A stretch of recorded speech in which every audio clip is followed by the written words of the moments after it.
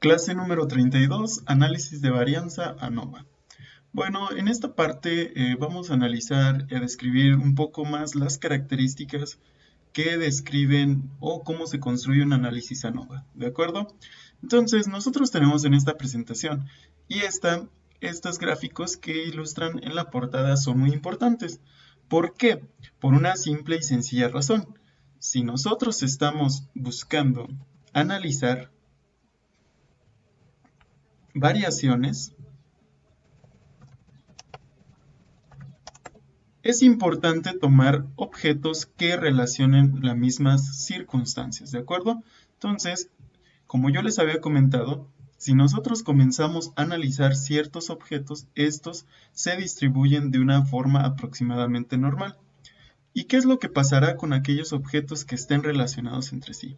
Bueno, pues estos objetos aproximadamente serán o poseerán un mismo resultado y que nos ayudará a formular algo que se le conocerá como hipótesis, ¿de acuerdo?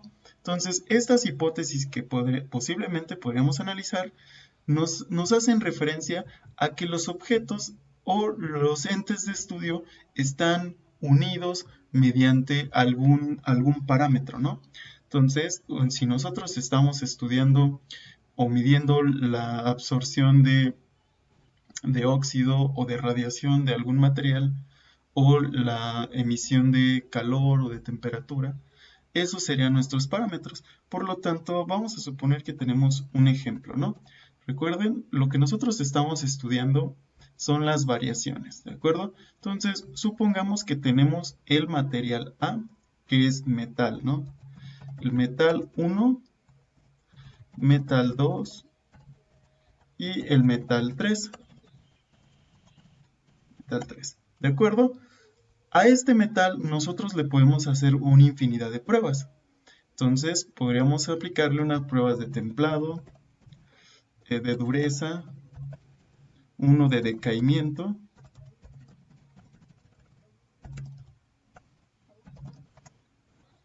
y no sé, punto de fusión,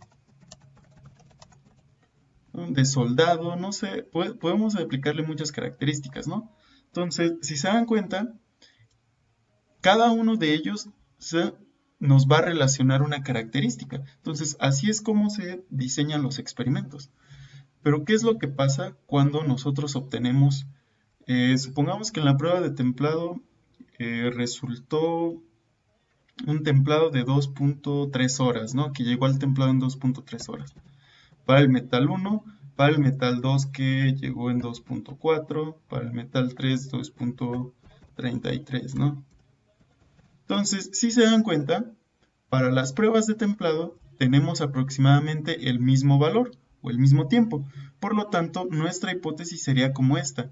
Es decir, la forma de la distribución de estos sistemas serían igualmente o similarmente, ¿no?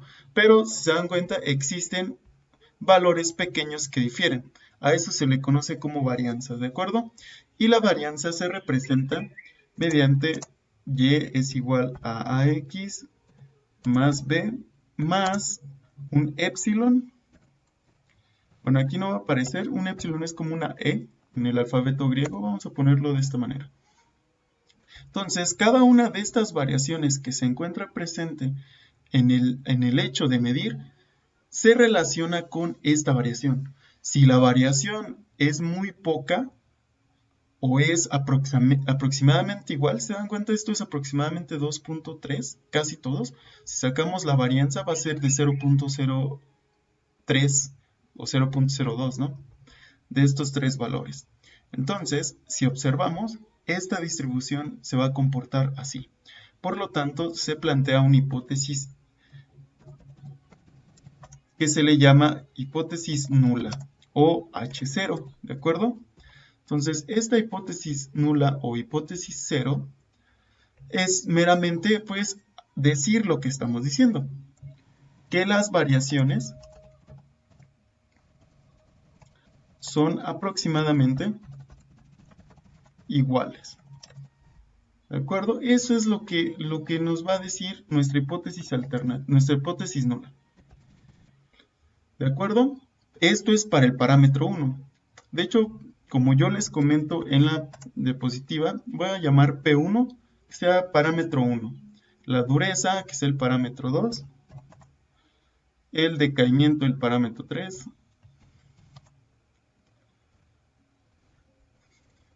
Y el punto de fusión, el parámetro 4. ¿De acuerdo? Entonces se dan cuenta que yo tengo distintos parámetros y cada uno de ellos relaciona una característica de los metales que se están estudiando. Recuerden que este metal es el mismo, nada más que tengo tres piezas diferentes, ¿no? Entonces, si yo digo que las variaciones son aproximadamente iguales, pues esto va a decir que el mu, que la media, casi siempre va a ser el mismo. Entonces, yo hago esta hipótesis que mu1, mu2, mu3 y hasta mu4 pueden ser los mismos, o de mu1, mu2 o mu3. Entonces, esas son mis hipótesis, ¿de acuerdo? Entonces, H0 es igual, lo voy a escribir en letra, mu1 es igual a mu2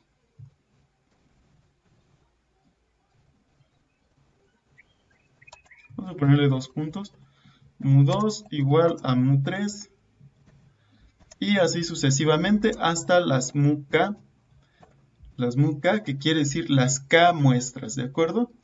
Para cada uno de ellos yo voy a tener k muestras, en este caso son 3 únicamente, ¿no? Entonces, eso es lo que quiero decir con análisis de varianza, ¿de acuerdo? Entonces, lo que tenemos que realizar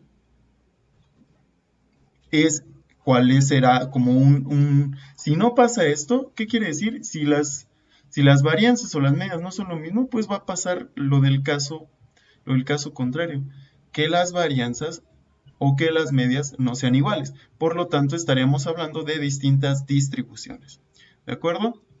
O distribuciones con diferentes parámetros. ¿Y qué es lo que quiere decir esto? Bueno, vamos a suponer que la dureza del material que se divide en Newton. Vamos a suponer que estamos analizando una densidad, una fuerza aplicada de deformación, ¿no? Entonces, Newton por metro por longitud, ¿de acuerdo? Entonces, vamos a suponer que la dureza son de 100 newtons por longitud sobre área del área aplicada. Vamos a poner que en el segundo son, que es un poco más resistente, 150. En el tercero vamos a suponer que sea 200, ¿no? 150. Entonces, si se dan cuenta, como esto está comenzando a variar, obviamente las distribuciones no van a ser aproximadamente iguales, sino que estarían cambiando. Entonces, cada uno de estos parámetros se puede plantear una hipótesis para el parámetro 2, para el parámetro 3 y para el parámetro 4. Entonces, puede existir una hipótesis alternativa. Y esta hipótesis alternativa se manifiesta con el símbolo H1. Entonces, H1 nos dice que no todas las variaciones son iguales. O en otras palabras, que al menos H1, al menos una variación difiere de las demás. ¿De acuerdo? Esto es ya dependiendo del investigador. Si quiere un parámetro, si quiere dos parámetros, si quiere tres parámetros. Entonces, cuando ustedes comiencen a analizar un problema con ANOVA, lo primero que se tienen que preguntar es ¿qué es lo que tengo que obtener? Bueno, yo quiero obtener que todas mis mediciones sean iguales. Entonces, yo quiero obtener esto. Pero, ¿qué es lo que pasa? Si no pasa eso, pues yo tengo que tener un opcional, ¿no? Es decir, que al menos una difiera de las demás. Si las demás difieren, si todas en conjunto difieren, eso significaría que las variables no están correlacionadas, ¿no? Y las varianzas serían muy, muy extremas, ¿no? Entonces, lo que ahora nosotros estamos estudiando son este tipo de fenomenologías. Es decir, mi hipótesis que todas las variaciones o las mediciones sean aproximadamente lo mismo, o en dado caso que no se cumpla, que las variaciones o que las mediciones de la media sean diferentes, ¿no? Aquí está representado. Y esto es en un enunciado, entonces se dan cuenta, nosotros podemos tener distintas características, dependiendo la fenomenología que estudiamos. Entonces, como les había comentado, las variaciones dependen meramente de la forma de la distribución y también si uno está estudiando diferentes materiales. Si estudiamos diferentes materiales no tendría sentido hacer ANOVA. Si esto supongamos que fuera hierro, que fuera cobre, que fuera estaño, no sé. Entonces esto no tendría mucho sentido aplicarle este análisis de varianza porque cada distribución de los datos sería diferente. Lo que significaría que este epsilon, que lo puse aquí abajo, este epsilon varíe en una forma desmedida. Entonces, ¿por qué esto se aproxima o se relaciona con el análisis de regresión lineal? Bueno, debido a que utiliza los métodos que yo les había comentado. Estos métodos que utiliza ANOVA se relacionan directamente con las características del sistema, ¿no? Y específicamente hablando con el método mínimos cuadrado. Como observarán más adelante en las ecuaciones, nosotros estamos hablando de que estas ecuaciones cumplen con las leyes de los mínimos cuadrados y de ahí parte toda esta teoría, ¿de acuerdo? Entonces, en el análisis ANOVA, nosotros podemos tener ANOVA de un solo factor o ANOVA de dos o más factores. Aquí nosotros hicimos un análisis de únicamente, bueno, este fue de dos factores, porque medimos el parámetro 1 de templado y el de dureza. Si quisiéramos otro, seríamos el de decaimiento y el de el punto de fusión. ¿De acuerdo? Entonces, si es de dos factores, es meramente una variable independiente y una variable dependiente. ¿De acuerdo? Que en este caso sería el metal y en este caso sería el templado. Entonces, a esto se refiere con análisis de un factor o de más factores. ¿Cuántos factores están presentes en mi estudio? En donde yo voy a tomar las muestras. ¿De acuerdo? Entonces, tienen que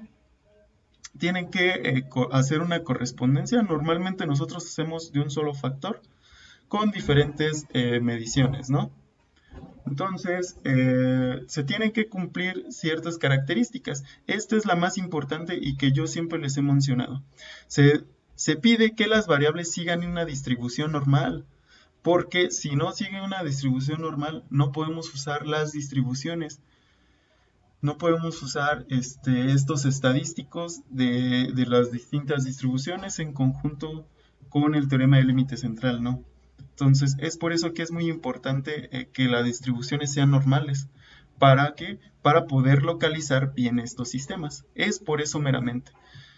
Entonces, para amortiguar estas circunstancias, debido a que no todas las instituciones son iguales, un estadista que se llama Fisher desarrolló su prueba F, ¿no? Entonces, vamos a acercar un poco aquí a esta distribución.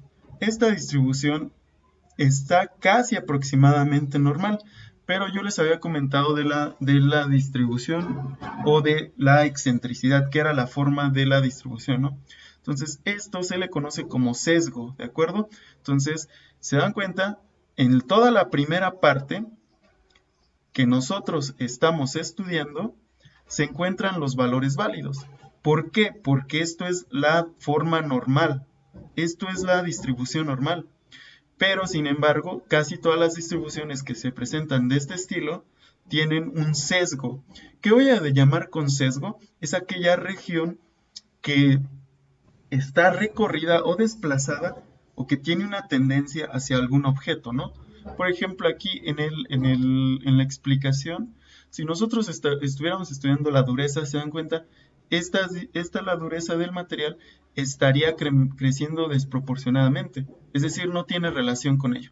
Por lo tanto, aquí se encontraría o se representaría esta dureza con el sesgo. Entonces, este sesgo me está diciendo que rechace.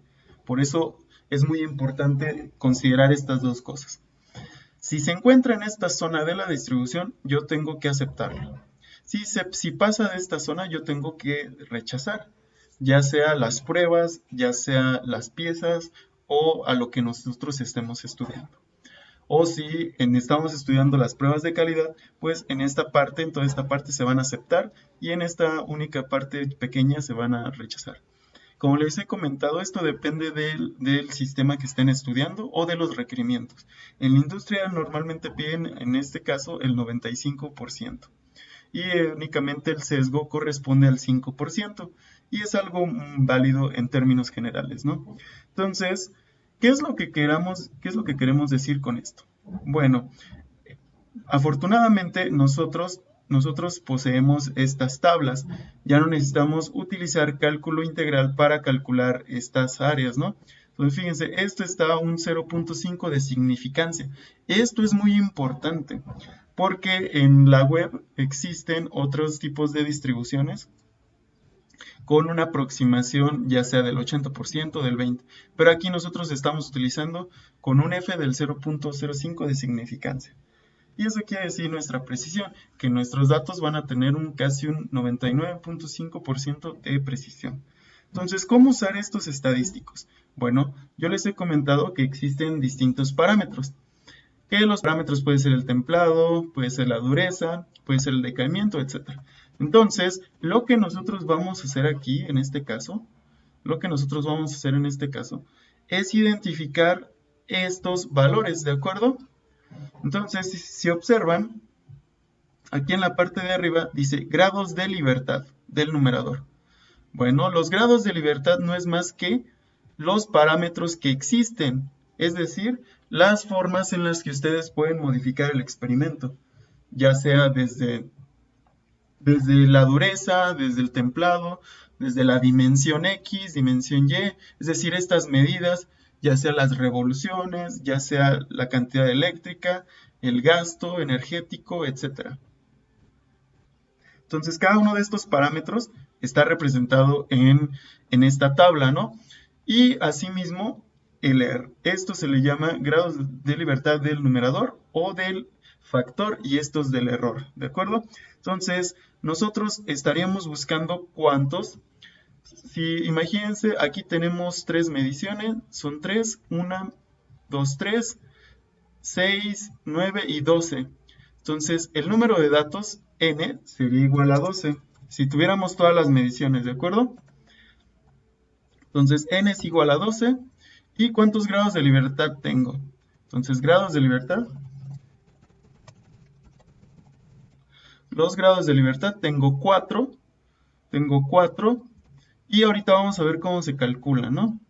Y para grados de denominador, que serían del error, ahorita vamos a ver las ecuaciones, entonces serían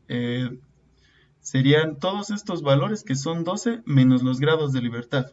Entonces sería 8 los grados de libertad del error. Estos son los grados de libertad del factor. Muy bien.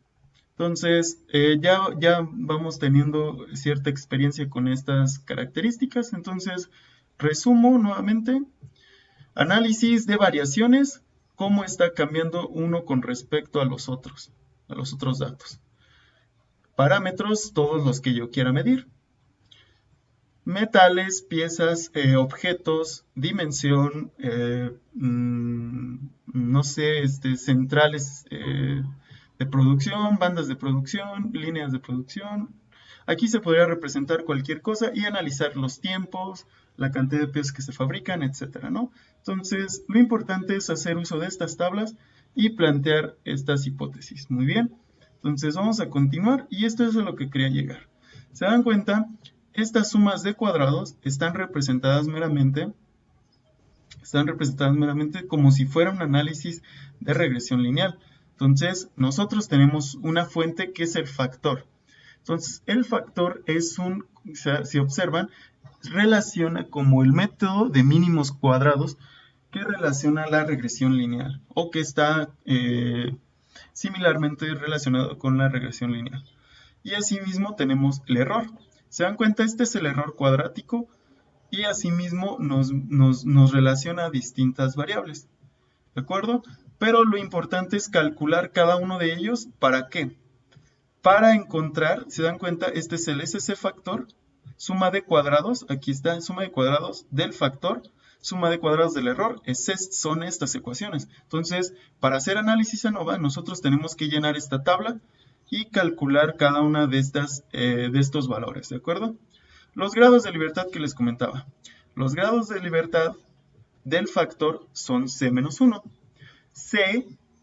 Ya observarán en este Excel que les compartiré. Es importante que sigan cada uno de los pasos para la clase siguiente. Entonces, C son las sumas por columnas, ¿de acuerdo?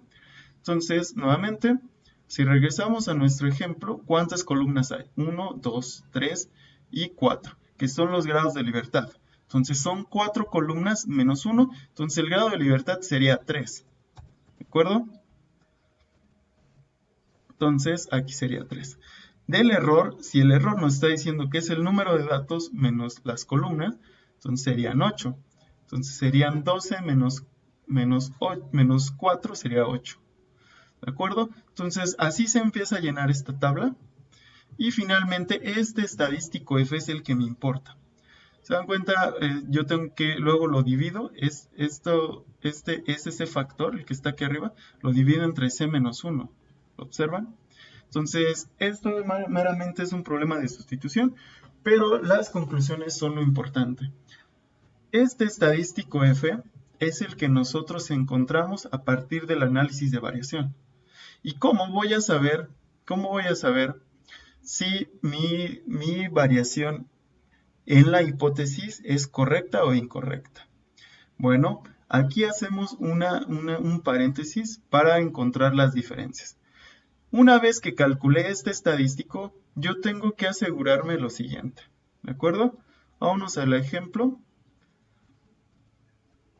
Y si se dan cuenta, F ANOVA, yo lo llamé aquí en este ejemplo F ANOVA y F tabla. Entonces, nosotros vamos a tener dos valores para el estadístico F. Estos son los estadísticos, ¿de acuerdo?